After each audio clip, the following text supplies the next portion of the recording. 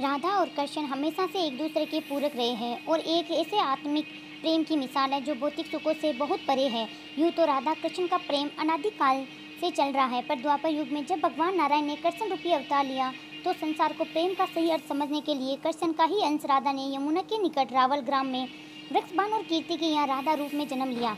जन्म के साथ ही राधा और कृष्ण की प्रेम कहानी शुरू हो जाती है।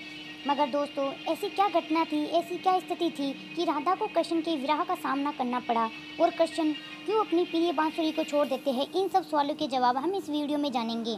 दोस्तों, कहा जाता है कि राधा जन्म से अंधी थी और स्वर लोक में ये वचन लेकर ही पृथ्वी लोक पर आई कि जब श्री कृष्ण की प्रथम दृष्टि उन पर पड़ेगी तभी वह संपूर्ण जगत को देखेंगे, अन्यथा नहीं। तो देखा आपने कैसे शुरुआत से ही दोनों एक दूसरे से जुड़े रहे। बचपन से ही कृष्ण अपनी लीलाओं और बांसुरी की मधुर धुन से पूरे बरसाना ताने को मनमोहित करते रहे हैं और राधा और कृष्ण तो 8 साल की उम्र से ही अपने प्रेम का आनंद लेने लगे। श्री कृष्ण को अपने जीवन में राधा और बांसुरी दो ही सबसे प्रिय थे जो आपस में एक दूसरे से गहराई से जुड़े हुए थे। जब श्री कृष्ण बांसुरी बजाते राधा उनके पास दौड़ी चली आती और घंटे बांसुरी की धुन पर मगन रहती जो उनके प्रेम को और बढ़ा गई। यमुना नदी के तट पर बैठकर घंटों समय व्यतीत करते रहते थे। उनका ये सुखद समय कुछ ही वर्षों का था, क्योंकि जैसे कृष्ण के मामा कंस को उनके वृंदावन में होने का पता चला, उसके तुरंत ही कृष्ण को मथुरा में युद्ध का निमंत्रण दे दिया गया, जिसके लिए कृष्ण को अपनी यशोदा मैया और पूरे गांव के साथ राधा को भी छोड़कर जाना पड़ा था। कृष्ण और राधा दोनों ही पहले से पता था कि कृष्ण वृंदावन वापस नहीं आएंगे और बहुत समय तक एक दूसरे से मिल नहीं पाएंगे, तो इसलिए मथुरा जाने से पहले राधा ने कृष्ण से 2 वचन लिए। पहला वचन था कि राधा के हृदय में हमेशा केवल कान्हा का वास रहेगा और दूसरे वचन के अनुसार मृत्यु से पहले उन्हें कान्हा के दर्शन होंगे। परंतु इन वचनों को देने के बाद भी कृष्ण को पता था कि राधा उनके विरह में बहुत विलाप करेगी, तो राधा हमेशा खुश रहने के लिए श्री कृष्ण ने भी राधा से वचन लिया कि राधा को कृष्ण की याद में एक भी आंसू नहीं बहाना होगा। ये वचन लेने के बाद श्री कृष्ण मथुरा की ओर बढ़ जाते हैं और राधा वृंदावन में ही रह जाती है, जिसके विवाह से राधा का वर्णन बहुत कम मिलता है। इसके बाद कृष्ण ने मथुरा जाकर कंस का वध किया और अपने माता पिता देवकी वासुदेव को मुक्त करवाया कि जिसके बाद उन्हें द्वारकाधीश कहा गया। कृष्ण द्वारा रुक्मणी और सत्यभामा से ही विवाह करते हैं। साथ में इसके अलावा श्री कृष्ण की 16,108 रानियां थीं, जिनमें रुक्मणी कृष्ण की सबसे प्रिय पत्नी थी। उन्हें केवल कृष्ण की छवि को देखकर ही उन्हें अपने मन में बसा लिया और कृष्ण से विवाह के लिए वो अपने भाई रुक्मिणी के विरुद्ध भी चली गई। प्रेम पत्र के माध्यम से कृष्ण को बुलाकर और कृष्ण के साथ भाग गई। फिर उन्होंने कृष्ण के साथ द्वारका नगरी में सुखपूर्व अपना जीवन व्यतीत किया। कृष्ण भी अपने देवी कार्यों में लीन हो गए। बहुत अच्छे प्रेम का माध्यम मानते हुए राधा और कृष्ण तो एक ऐसी मिसाल है जिन्होंने तो कभी विवाह ही नहीं किया, केवल अपने मन और हृदय से एक दूसरे का प्रेम किया। उसी सच्चे प्रेम से एक दूसरे से हमेशा बंधे रहे। दोस्तों, राधा और कृष्ण के प्रेम की बहुत सी अलग अलग कथाएं हैं। उनमें से एक प्रचलित कहानी ये भी है कि श्री कृष्ण कभी कभी सोते ही राधे राधे बोला करते।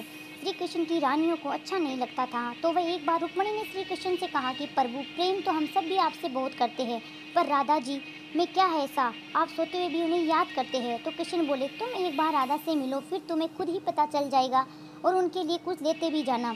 जिनके बाद रुक्मणी राधा जी के लिए बहुत गर्म दूध ले जाती है और राधा के महल में द्वार पर पहुंचती है, जहां वह तेज और उज्ज्वल स्त्री को खड़ा देखती है।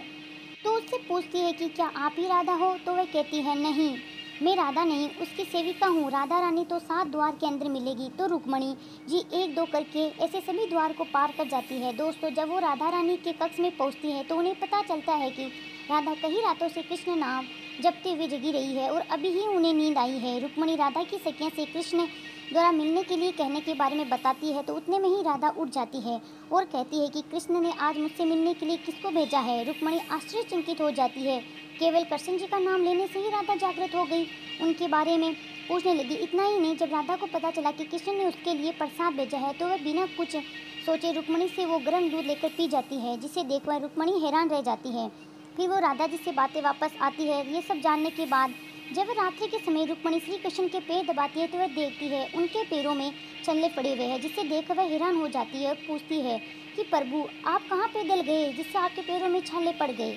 कृष्ण जी ने कहा, आपने गलती से राधा जी को गर्म दूध पिलाया, जो राधा एक ही बार में पी गई, जिसके हृदय में छाले पड़ गए और उनके हृदय में हमेशा मेरे चरण कमल विराजमान रहते हैं, जिससे मेरे पैरों में भी छाले पड़ गए। तब फिर रुक्मणी को राधा और कृष्ण का प्रेम का प्रकृष्ट का पता चलता है कि प्रेम शरीर से नहीं आत्मा से होता है, जो हमेशा राधा के हृदय में कृष्ण के चरण कमल के रूप में विराजमान रहता है। एक कथा में आता है कि ब्रह्मा जी ने पृथ्वी लोक आकर वृंदावन में पहले राधा और कृष्ण का विवाह करवाया था, पर इसके बारे में ज़्यादा जानकारी नहीं है। राधा जी वृंदावन में कृष्ण की भक्ति के साथ अपना जीवन व्यतीत करने लगती है और कहा जाता है कि यादव पुत्र अभिमन्यु से उनका विवाह भी हो जाता है, पर अभिमन्यु को महर्षि दधीचि का श्राप था कि अगर वो राधा को छुएगा तो भस्म हो जाएगा। इस प्रकार राधा विवाह के पक्ष भी कृष्ण से प्रेम स्वतंत्रता पूर्वक जुड़ी रहती है। बहुत वर्षों बाद जब राधा अपना वैवाहिक जीवन बहुत अच्छे से निभा लेती है तो वह समस्त जिम्मेदारी से मुक्त हो जाती है।